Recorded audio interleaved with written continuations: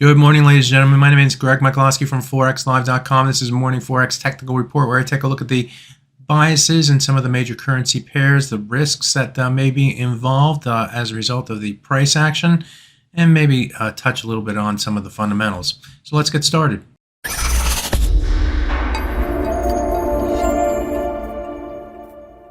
We saw core PCE month-to-month come in at 0.2%. That was less than the 0.3%, but the year-on-year came in still at 5%. That was as expected, but below the 5.2% from last month. So there is some movement in the right direction, but it's still 5% for the core PCE. So that's not necessarily going to be all that great. Nevertheless, it was better than expectations. We also saw initial jobless claims move back to the downside to 225 from 241. Revised last week.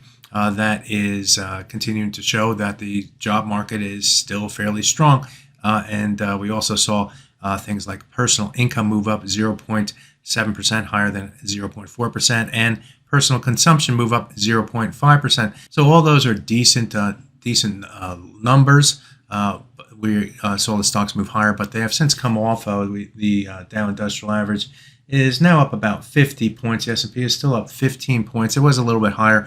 That's where it came off, but it's positive on the day after yesterday's oversized gains. It saw the NASDAQ index rise by about 4.4%, which was the second highest percentage gain this year. So let's get into the technicals. We'll start off with the euro versus US dollar.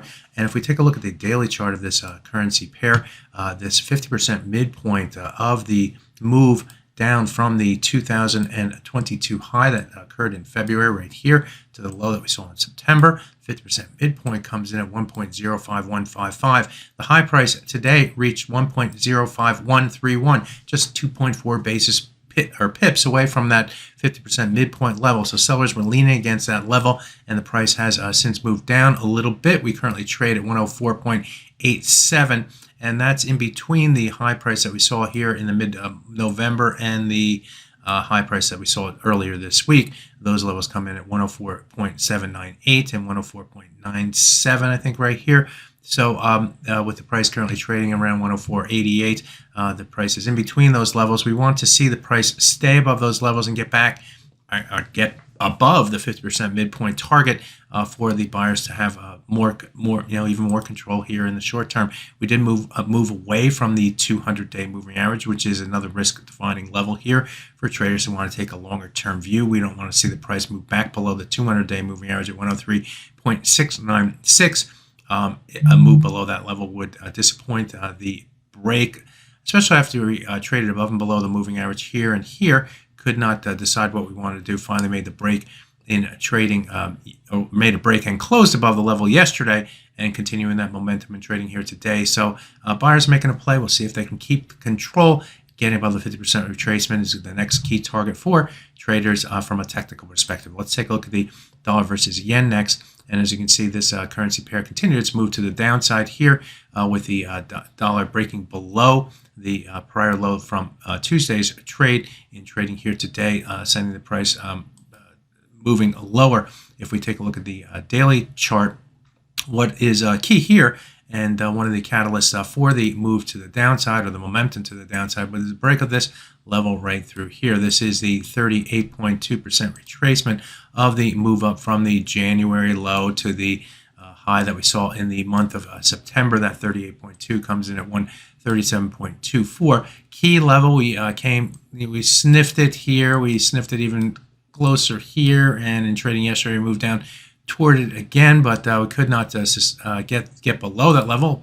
So today's move below that level is a tilt in the negative bias, or the bearish bias here for this currency pair.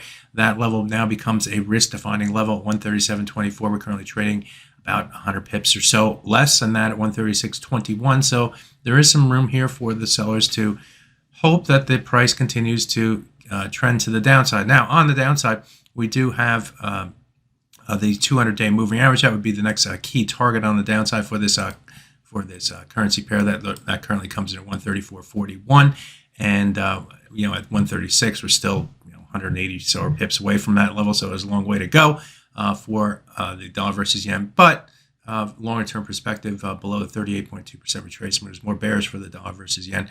We'll see if that momentum can continue for this currency pair. Keep the sellers more in charge going forward. Let's take a look at the sterling versus US dollar.